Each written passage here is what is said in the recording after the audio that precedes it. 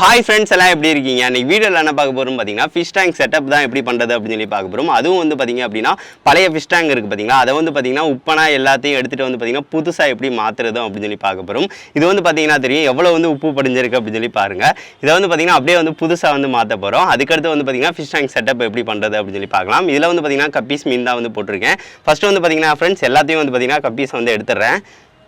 மீனை வந்து பார்த்திங்கன்னா எடுத்துக்கலாம். இதை வந்து பார்த்திங்க அப்படின்னா தனியாக வந்து பார்த்திங்கன்னா பக்கத்தில் வந்து ஒரு வாளி வச்சுருக்கேன். அதில் வந்து எல்லாத்தையும் வந்து எடுத்து வந்து போட்டுக்கிறேன். எல்லாத்தையும் வந்து பார்த்திங்கன்னா மெதுவாக வந்து எடுத்துக்கலாம்.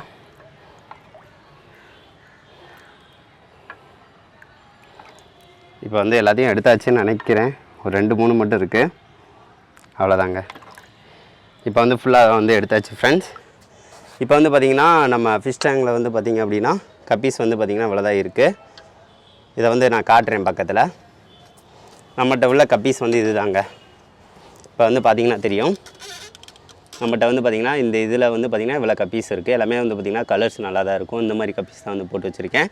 சரி, ஓகே ஃப்ரெண்ட்ஸ், இதுக்கு அடுத்து வந்து பார்த்திங்க அப்படின்னா இதை வந்து எப்படி கழுவுறது அப்படின்னு சொல்லி வந்து நம்ம வந்து பார்த்துடலாம். இப்போ வந்து பார்த்திங்கன்னா மீனை வந்து எல்லாத்தையும் வந்து எடுத்துருங்க. சின்ன மீன் கூட ஊடால் வந்து கிடக்க வாய்ப்பு இருக்குது.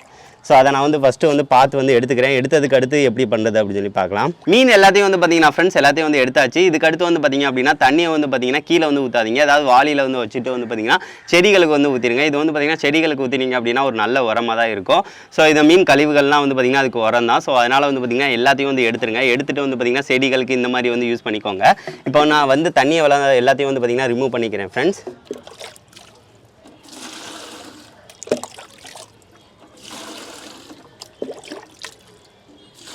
தண்ணி எல்லாத்தையும் வந்து பார்த்திங்கன்னா ஃப்ரெண்ட்ஸ் ரிமூவ் பண்ணியாச்சு. அதுக்கடுத்து வந்து பார்த்திங்க அப்படின்னா உள்ளக்க வந்து கல் எல்லாத்தையும் வந்து பார்த்திங்கன்னா ரிமூவ் பண்ணிக்கலாம். அதுக்கடுத்து வந்து பார்த்திங்கன்னா உப்பு வந்து எப்படி எடுக்கிறது அப்படின்னு சொல்லிட்டு சொல்கிறேன். இது வந்து உப்பு வந்து எடுக்கிறதுக்கு வந்து பார்த்திங்கன்னா ஃப்ரெண்ட்ஸ் கடைகளில் வந்து பார்த்திங்க அப்படின்னா ஃபிஷ் அக்வேரியம் ஷாப்பில் வந்து பார்த்திங்கன்னா இந்த மாதிரி சின்ன டப்பாவில் வந்து பார்த்திங்கன்னா ஆசிட் வந்து தருவாங்க.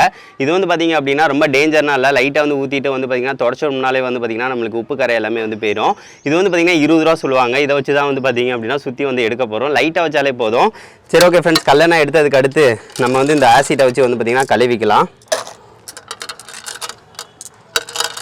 இப்போ வந்து பார்த்திங்கன்னா ஃப்ரெண்ட்ஸ் இந்த ஆசிட்டை வந்து பார்த்திங்கன்னா ஊற்றுறேன். ஊற்றும் போல் வந்து எப்படி புகை வருதுன்னு மட்டும் பாருங்கள். அப்படியே வந்து பார்த்திங்க அப்படின்னா அந்த ஆசிட் ஊற்றும் போல் வந்து பார்த்திங்க அப்படின்னா நம்மளுக்கு வந்து பார்த்திங்கன்னா அப்படியே புகை மாதிரி ஒரு மாதிரி வரும்.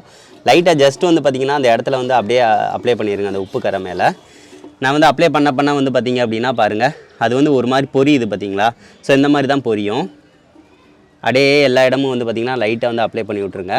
ஜஸ்ட் வந்து லைட்டாக அப்ளை பண்ணிவிட்டு நீங்கள் தொடச்சி எடுத்தாலே போதும், நம்மளுக்கு உப்பு கரை எல்லாமே வந்து போயிடும்.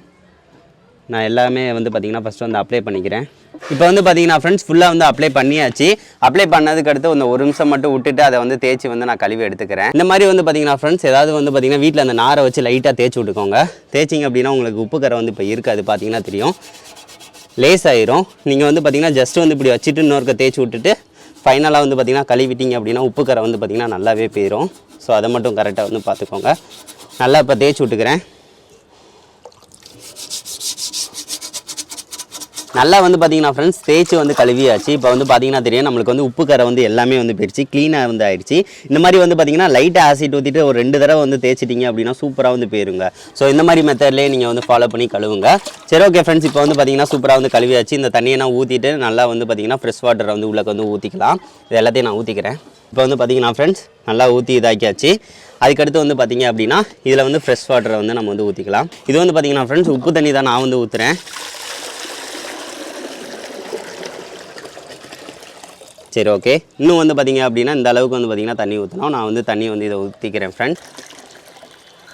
சரி, ஓகே, நான் இந்த அளவு வந்து பார்த்திங்கன்னா தண்ணி வந்து ஊற்றிக்கிறேன்.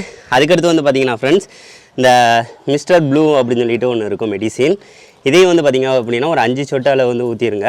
இது வந்து தேவையில்லாத நோய் இதெல்லாம் வந்து பார்த்திங்கன்னா வரவிடாது. ஊற்றியாச்சு. ஊற்றி நல்லா வந்து தண்ணியை வந்து பார்த்திங்கன்னா நல்லா மிக்ஸ் பண்ணி விட்ருங்க. ஒரு 6 இந்த அளவு டேங்க்கு ஒரு 8 சொட்டு அளவு வந்து ஊற்றிக்கலாம், பிரச்சனை இல்லை. அவ்வளோதான் ஃப்ரெண்ட்ஸ், இப்போ தண்ணி ஊற்றியாச்சு. இது வந்து பார்த்திங்க அப்படின்னா கொஞ்சம் நேரம் வந்து செட் ஆகட்டும். அதுக்கடுத்து வந்து பார்த்திங்கன்னா மீன் வந்து விட்டுக்கலாம். அதுக்கு முன்னாடி வந்து பார்த்திங்க அப்படின்னா இல்லை செடி வந்து பிளான்ட் வந்து உங்களுக்கு பிடிச்ச பிளான்ட் வந்து போட்டுக்கோங்க. நான் வந்து ஃபாக்ஸ் ஸ்டைல் தான் என்கிட்ட நிறையா இருக்குது. ஸோ அதுக்காக ஃபாக்ஸ் ஸ்டைல் வந்து அழகாக வந்து போட்டுக்கிறேன்.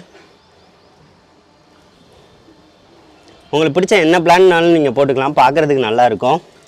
ஸோ அதுக்காக நான் ஃபாக்ஸ்டைலாக நிறையா வந்து ஆட் பண்ணிக்கிறேன்.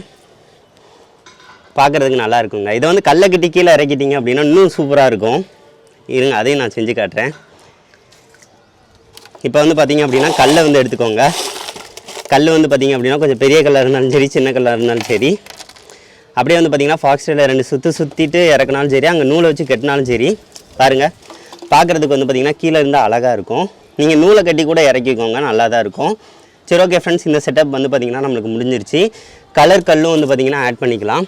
உங்களுக்கு பிடிச்ச கல்லை வந்து பார்த்திங்கன்னா அங்கங்கே வந்து பார்த்திங்கன்னா ஆட் பண்ணி டெக்கரேஷன் வந்து கொடுத்துக்கோங்க.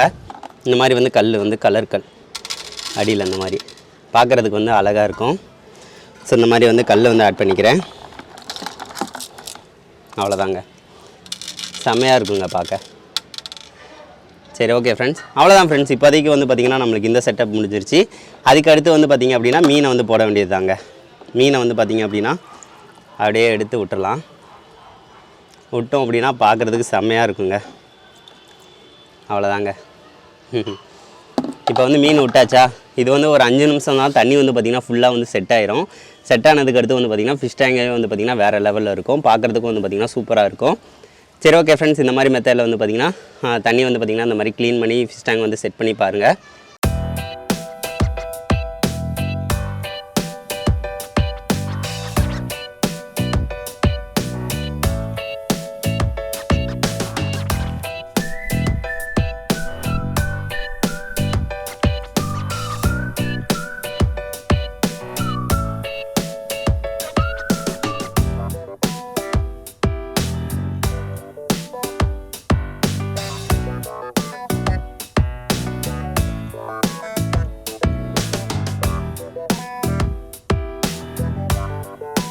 இப்போ வந்து பார்த்தீங்கன்னா ஃப்ரெண்ட்ஸ், ஃபிஷ் டேங்க் செட்டப் வந்து சூப்பராக வந்து பண்ணியாச்சு.